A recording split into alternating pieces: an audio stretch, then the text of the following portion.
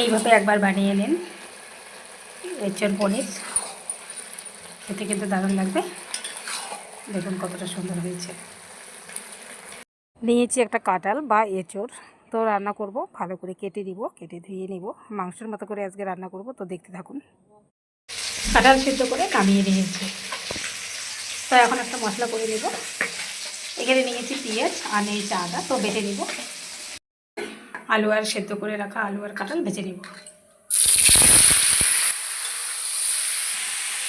কাঁঠাল রান্না করার জন্য আমি এখানে নিয়েছি পনির, 250 পনির নিয়েছি। পনিরগুলো আমি গুঁড়ো করে নেব, ভেঙে নেব। যতটুকু পেরেছি কাঁঠালগুলো ভেজে নিয়েছি, তো এখন উঠিয়ে নেব। কাঁঠালগুলো ভেজে নামিয়ে নিয়েছি, তো যে মশলাটা করে রেখেছি দিয়ে দিব। ভালো করে কষিয়ে নেব।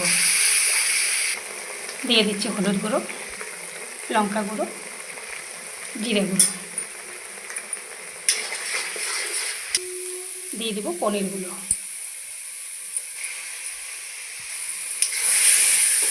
মশলার সঙ্গে একসঙ্গে ভেজে নেব। ভালো করে মশলা কষিয়ে নিয়েছি, দিয়ে দেবো লবণ। এখন দিয়ে দেবো ভেজে রাখা এঁচোড় আর আলু। ভালো করে মশলার সঙ্গে মিলিয়ে নিয়েছি, তো এখন দিয়ে দেবো জল।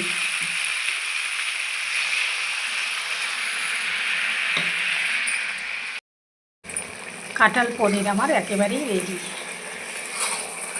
ভাত, রুটি, পরোটা সব কিছুর সঙ্গেই কিন্তু খাওয়া যেতে পারে। দেখুন কতটা সুন্দর হয়েছে। তো এখন একটু দিয়ে দেবো গরম মশলা গুঁড়ো।